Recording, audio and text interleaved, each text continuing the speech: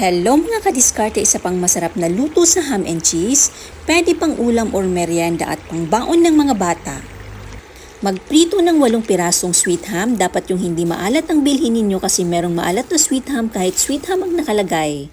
Isang pirasong medium size na carrot, binalatan ko, hiniwa ko na rin into chunks para mas madali i-mince. Gamit ang food processor, hiwain ng mince, ganito dapat ang magiging itsura niya.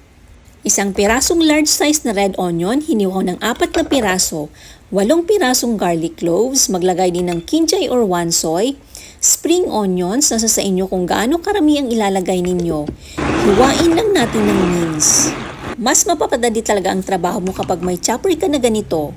Ganito dapat ang magiging itsura niya. Isama na din natin ang naprito natin na sweet ham. Hiwain din ng mince. Shout out kay Ma'am Alma Barun from Bagumbayan, Sultan Kudarat. Sir Jade Cedric Obrero from Sagrada Batu, Camarines Sur.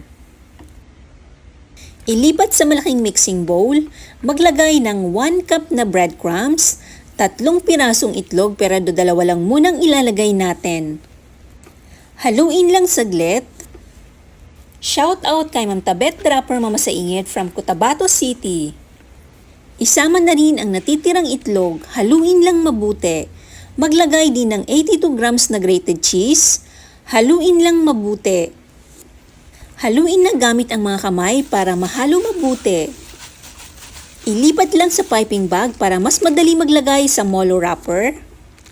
Kumuha ng isang molo wrapper, i-brush ng tubig sa gilid sa upper side lang. Mag-squeeze sa gitna ng mixture. I-fold lang natin.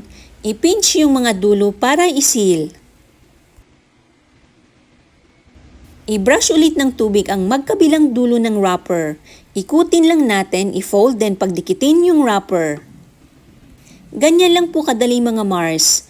Ulitin lang ang process hanggang sa matapos lahat. Make sure na mainit ang mantika bago iprito, na sa low medium heat lang dapat ang apoy. I-fry hanggang maging crispy. Shout out kay Ma'am Jean Agodera from San Juan, Cuyapo, Nueva Ecija. Ma'am Delia Gutam from Bataan. Balibalik ta rin or halu-haluin din para maganda at pantay ang pagkaluto. Kapag naging crispy na, tanggalin na sa kawali, idiretso sa strainer para matanggal ang excess na mantika. Serve with sweet and sour sauce or ketchup and mayonnaise. Maraming salamat po sa panunood. Hanggang sa muli na pagbahagi ng madiskarte recipes.